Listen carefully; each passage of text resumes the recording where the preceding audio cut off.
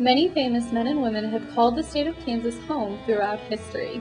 John Brown, Amelia Earhart, and Dwight D. Eisenhower, to name just a few.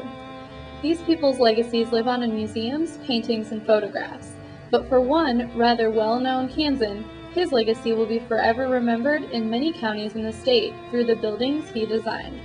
Architect George P. Washburn was influential throughout the state of Kansas, and many of the beautiful buildings he designed have been placed on the National Registry of Historic Places. Washburn was born in Brown County, Ohio in March of 1847. In 1857, at the age of 10, his family moved to Clark County, Missouri, the state bordering the place he would soon call home.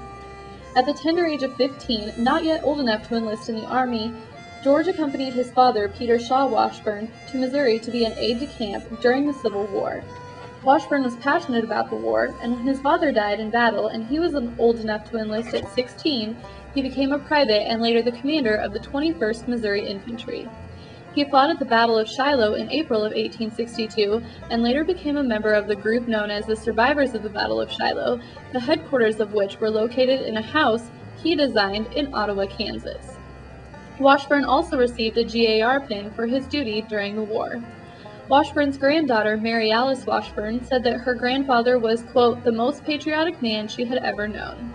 At the conclusion of the war, Washburn moved to Quincy, Illinois, where he began to learn carpentry as well as study drawing and architecture.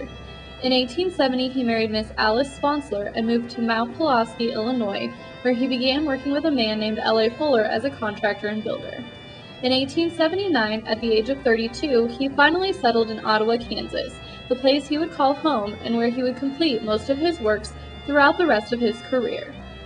His first work was with the Cross and Taylor Architects, where he superintended the construction of several railroad depots for the Union Pacific Railroad.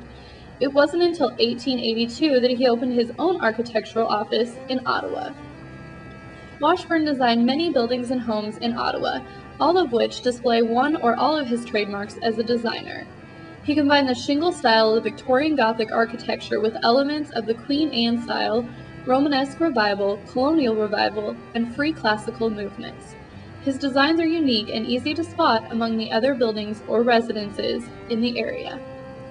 His work in Ottawa included the depot on the Santa Fe Railroad, which now serves as a museum, 2 entire blocks of the beautiful downtown area built for 2 wealthy men from Ottawa, the Ottawa City Hall, the administration building at Ottawa University that was never fully finished due to a fire, but still holds part of Washburn's work today, the Ottawa Carnegie Library, the First Baptist Church of Ottawa that includes a 100-foot bell tower, and the Franklin County Courthouse that now sits on the list of the National Registry of Historic Places, and today includes a statue of Washburn himself in the front lawn. Almost all of Washburn's buildings in Ottawa are still standing. The few that are gone were burned down at some point. His office in downtown Ottawa can still be seen today with the original sign saying Architects G.O.P. Washburn and Sons. In 1904, a reporter from the Ottawa Herald stated that, quote, Ottawa may feel proud of her architect, Mr. George P. Washburn. His ability is recognized far and near, and he has done as much to advertise Ottawa as any one man. The many substantial buildings erected under his supervision will stand as monuments to his memory. The Washburn's masterpieces are not limited to the town of Ottawa, but in fact are found throughout the state, and out of the state as well.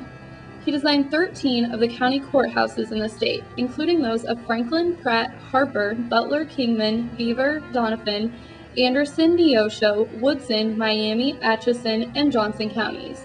He designed the courthouse in Pike County, Illinois, and one in Oklahoma as well.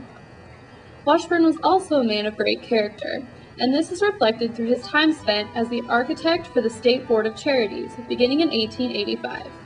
During his time in this position, he worked on several important projects, including the School for the Blind in Kansas City, Kansas, and the State Hospital in Parsons, Kansas.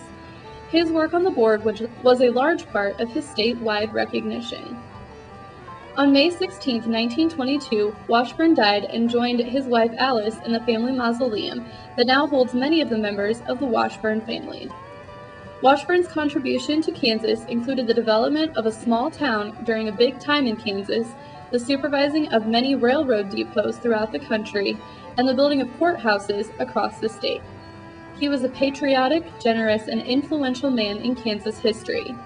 His home in Ottawa, original office in downtown Ottawa, and the rest of the hundreds of buildings and residences he worked on stand as monuments to his success.